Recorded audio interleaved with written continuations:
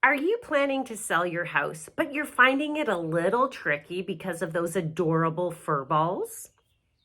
Fret not. I have you covered in this video today, and I'm going to show you my top 3 tips to get your house sold with that dog and cat in tow. Hi everyone, if you're new to my channel, I'm Karen Roy with Remax Escarpment, the Golfy team, and this is my channel where we talk about all things real estate. So if you're new, hit that little button to subscribe to the channel and the notification bell so you'll know every time I upload a new video. Well, let's get right into this so we can make this a positive experience.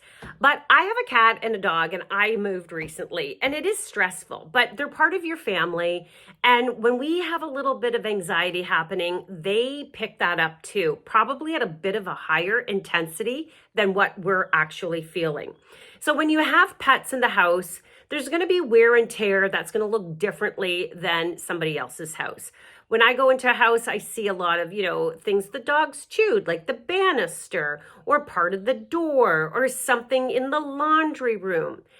Or there's like hairballs stuck to the baseboards. So tip number 1 is just really, before you list the house, take a real look around to all the floors and anything that that the dog and the cat have had fun chewing on, because that's got to get fixed, number 1. Tip number 2 is all about smell and odor, because one of our biggest scents is smell, right? As soon as you walk into a house, you open up the door, whoo, you get a whiff. You're like, okay, I can tell there's a cat in here, or I can tell that there's a dog here. So we really want to be able to minimize those odors as best as we can. And one of my great tips that I love for people who have cats and cat owners is go out and buy, you can go to the dollar store, go buy 3 or 4 extra cat litter boxes. Have them all ready to go with cat litter inside. And if you get that last minute showing and you're like, oh my gosh, the cat litter also now needs to get changed, and that just doesn't take 2 seconds, you can just take the box, put it outside in the garage, throw a garbage bag over it, and replace it with a brand new one that you've got. That will take the smell away immediately, especially if it's been raining or it's damp or muggy, because those smells just seem to permeate even more. If you have the dog, dogs usually do their business outside, so it's a little bit different. But make sure your dog, just groom the dog. Make sure there's no extra hair happening. Take them outside, and you can do that with your cat as well, because they do shed.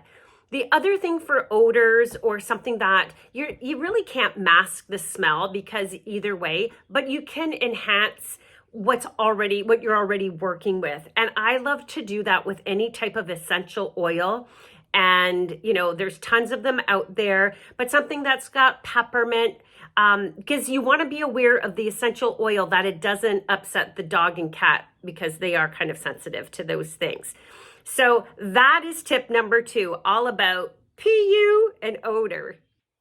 Tip number 3. So I'll have clients that say to me, Karen, we've got a really large dog. What are we going to do with the dog during the day that we're working, and, we don't know what we should do? So few little things. If you have a dog that's crate trained, that's perfect.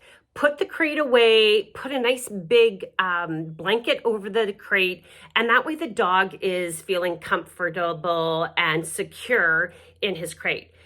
As agents, we can put notes in the appointment instructions that simply say, hey, there's a dog in the bedroom or dog in the laundry room, please don't touch the dog. Because I've been on the other end of that, where I wasn't aware that there was a dog, and I opened up. Now, not that the dog was barking, but the dog moved in the cage, and so it's just a little startling. But it's all about communication in this business, so just be clear. We can manage around that.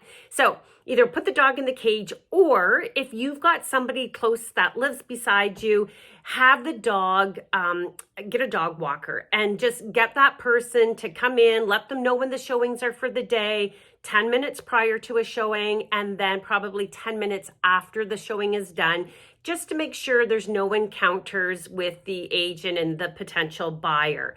Let's face it, dogs love to go on walks, and that is just a real easy little win for you to have somebody that can do that for you. If you're like, well, we don't have somebody, like, I guess we're going to have to put it in doggy daycare.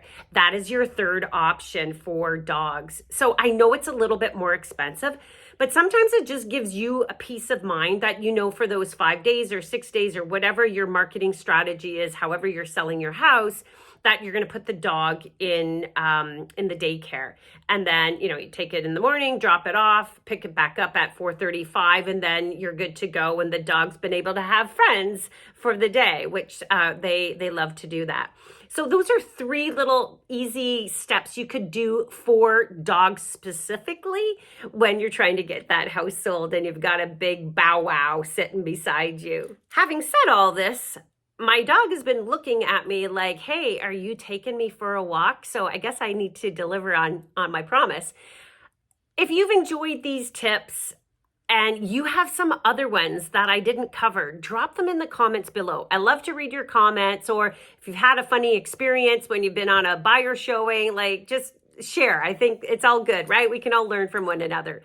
If you did enjoy this video, please like and share it with other people. And until we talk and upload another video, have a great day, and we will chat with you soon. You need me, call me, no matter